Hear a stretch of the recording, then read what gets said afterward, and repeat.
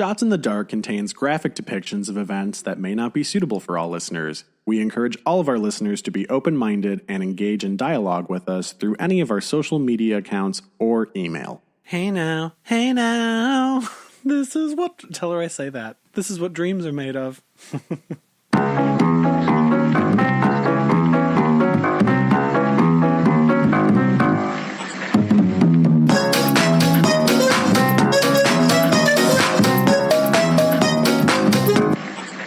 Hi, and welcome to Shots in the Dark. I'm Ty. I'm Whitney, and this is a super special one. It is, and it's really easy for me today because I don't have to tell a story. And I am telling both halves because the one thing I have is both.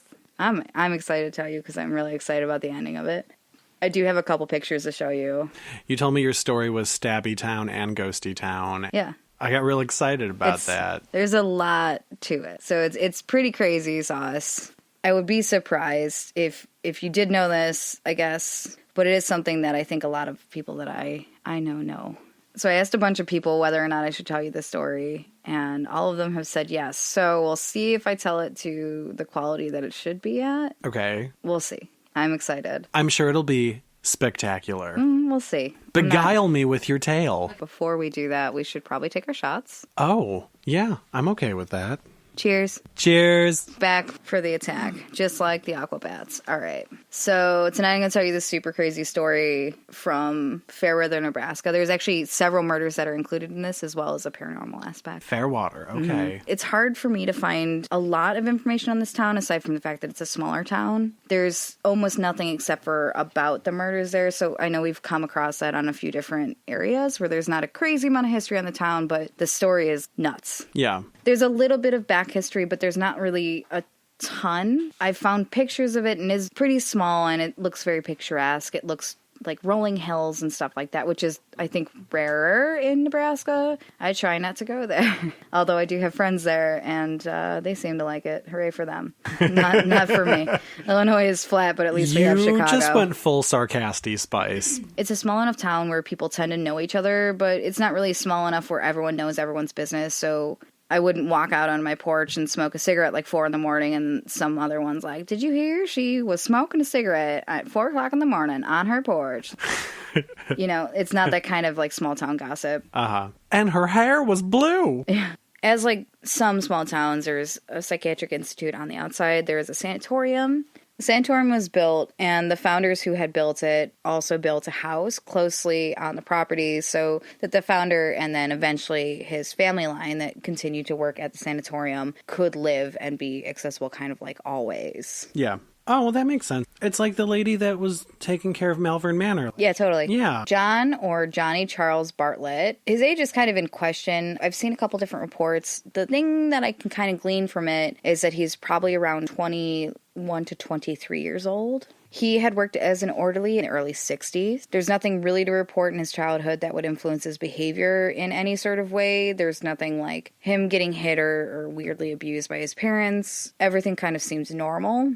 The only kind of odd thing that was about him, which coming from us, not really that odd, is that he had a really big obsession with serial killers, spree killers, and infamous murderers. But I mean, yeah, but like in what sort of way? Like he glorified them, or well, he just had a really high interesting? interest in them. Some people had said that he was glorifying them, but we'll find out. Because that could go either way. There's a line. There is a line. There's a fascination, and there's basically building a Hey Arnold shrine in your closet. Yes. Cue music. Eventually, his obsession had started to change some of his actions, according to some of the workers, but it really didn't influence him personally, and it didn't influence his love life at all. He eventually had met and started to date a 15-year-old coworker and the daughter of the hospital administrator, Patricia Ann Bradley. I'm sorry, and how old was he? I think he was somewhere between 21 and 23, but it's also the 60s. You know, I don't know. Okay. I mean, I'm still not feeling it. I mean, I'm not on board, but it is what it is. It was a different time. She was nothing really that remarkable, and nothing is really known of her early life aside from being an only child and living on the property with her parents because her father was the administrator of the hospital. So she is part of that, like, founder's line. Yeah. In 1963, A lot of people said he snapped. He had started to shoot in a hospital that he was working in. There is a little bit of debate among the survivors, but some had heard him being verbally abused by a doctor pretty immediately before he had started shooting everyone. He was working with his orderly carts, and on his cart he had covered a shotgun. Okay, well, I mean, that was clearly, at least, if that was a thing, it was premeditated. For sure. Yeah. But all I can think is that his first idea of who to actually start shooting was the doctor that immediately would verbally abuse him. Some people are saying that this is happening. I wasn't there. It's the 60s. Okay, but here's the thing. He showed up to brunch and murder was on the menu. Oh my goodness, Dateline. You settle down. You bring it right down, ID Channel. In about 27 minutes, Bartlett murdered 12 nurses, doctors, workers, patients, and visitors. It's unknown how much Patricia was involved, but it is rumored that she had helped him plot and enact the murders. Which makes sense. They were dating. I guess maybe murder had come up at some point in time. But why do they think that she helped? Oh, okay. We're getting there. Gotcha. Sorry. Don't mean to jump the gun. But I got you, boo-boo, too. Oh, God, ew. Because he shot people. I hate you. It was made worse when authorities had discovered that the victims on the scene had numbers carved in their foreheads that marked their position during the massacre. So the first person that he had shot was marked with a 1 up until the last person, which was 12. Some people think that she was the one that was carving, and some people think that she had actively been shooting with Johnny as well.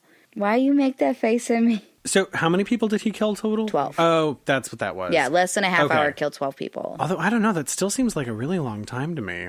I'm just thinking about 27 real-time minutes of shooting going on in terror, but nobody saw her doing anything. No one's really able to confirm it definitively. She was spotted, though. She was there. Well, she was there, for sure. She was working at the time, and they knew that she had an affiliation with him because they were dating. I mean, if someone gets shot in front of me, I'm not going to wait around to see if someone's going to carve something into them, you know? Well, I'll tell you what, though. That was my daughter. I'd ground the fuck out of her. Johnny hadn't tried to hide his involvement, and when police were able to apprehend him, he was quoted to say, "Got me a score of 12, sir. That's one more than Starkweather. Guess that makes me public enemy number 1. Do you know who Charles Starkweather is? No, but I imagine he's a serial killer. So Charles Raymond Starkweather was a teenager. He's a spree killer, is really what he is. Okay. Along with his girlfriend, Carrie Ann Fugate, he became a spree killer who murdered 11 people between both Nebraska and Wyoming in January 1958. So about 5 years prior, he gained infamy for murdering 11 people. With Johnny unabashedly accepting his guilt, the trial went pretty quickly. Because when he's like, yep, and I don't care, who's going to be telling anyone that he's not guilty? Mm-hmm. Yeah. Signed, sealed, delivered, I'm yours. Especially because the jury had heard how he had gone into the chapel and shot people knelt in prayer attached to the hospital. So just a little bit more insult to injury here. Don't you give me those mean eyes, Mr. Man. Oopsie doopsie. No. Why? This one's a fun one, I promise. This murder's a fun one. It is. It's a fun one, I promise. He was found guilty and sentenced to death. Patricia would receive life imprisonment for her involvement, even though it wasn't really definitively proven how much she was responsible for any of the crimes that were actually happening. Mm. It was really strange, too, because some of the townspeople had championed a defense for her because they thought she was just a young girl who fell in love with the wrong dude and had gotten blamed for actions of him alone. And some were just like, yeah, but there's nothing really to guarantee that she was also doing something wrong. Her father, sadly, spurred on by disappointment of her affiliation with the crime, had committed suicide pretty shortly afterwards, especially since he was an administrator in the hospital. Yeah. Soon after, Johnny was led to the electric chair, and after several minutes was pronounced dead, because that's what normally happens. Patricia was a model prisoner, although some had said that the guards and staff were incapable of helping some of the mental problems that may have developed after the massacre. Okay.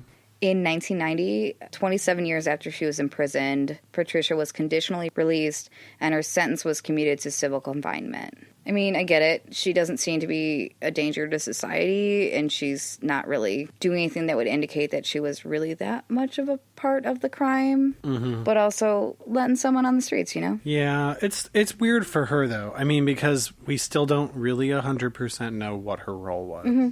So civil confinement, so they released her, but she, basically under house arrest. House arrest. That's like the vibe that I got. Yeah. Okay. She had started living with her mother again, and her mother was still living on the grounds of the hospital in the house that her... No! Yeah. I mean, but I get it. There's not a ton of money that comes from when someone dies, especially if they kill themselves. No, don't send her back to Murder City. Murder City. Her mother was tasked as acting as her guardian, even though Patricia at the time, I think she was about 42, which means her mother was in the elderly levels where her 42-year-old daughter should be taking care of her and not the other way around. Doctors and psychologists would check in on the pair regularly to make sure that Patricia wasn't showing signs of repeat offending and that her mother was being taken care of as well. Both of them became hermits, mostly shying away from the people who may kind of attack their family because of Patricia's past. Patricia and her mother were painted as strange people in the town with possible psychiatric disorders. Same year, midway through 1990, a woman's body was found in the hilly forested areas near the town limits. You look shocked. I'm actually not shocked because I was wondering when it was going to come full circle. Police were called to investigate. When they did, the body was found about 15 yards away from a crashed Volvo with no identification aside from her proximity to the car. The car was traced back to a local architect whose name was Frank Bannister, and the body was determined to be his wife, Deborah. After several hours, Bannister was found walking through the woods with no recollection of how he got there or his wife's death. He maintained that he had no idea how she died, and despite evidence that he was driving while intoxicated and witness testimony that he and Deborah were fighting prior to leaving the house, they were unable to make anything stick definitively, and he was released. Okay. They had a contractor that was saying they were fighting earlier in the day because she wanted to garden and he had poured a slab of concrete over the area that she wanted the garden in so he could have a basketball court. So, I mean, they're building the house, and I guess these things could occur. They also seem to be on quite a bit of land. I guess it doesn't need to have the garden there. But she wanted the garden there. Right, but also, you talk to each other. You're an architect. Figure something out. Right, I agree with that. Compromise. Don't fuck with Dibby's garden. You said her name was Deborah, right? Deborah. Yeah, Dibby? I'm calling her Dibby now. Oh my gosh. Poor Dibby. You still on Dibby? When you said Dibby, all I thought was Divvy, and I was like, oh, Dibby bikes. Oh, you're one of the people that doesn't like them. I fucking hate Dibby bikes. Okay. After his release, he became a social pariah and noted eccentric. I guess these things happen sometimes when you're under question of murdering your wife, or at least causing her death in some manner, whether it be accidental or whatever. People just don't want to talk to you.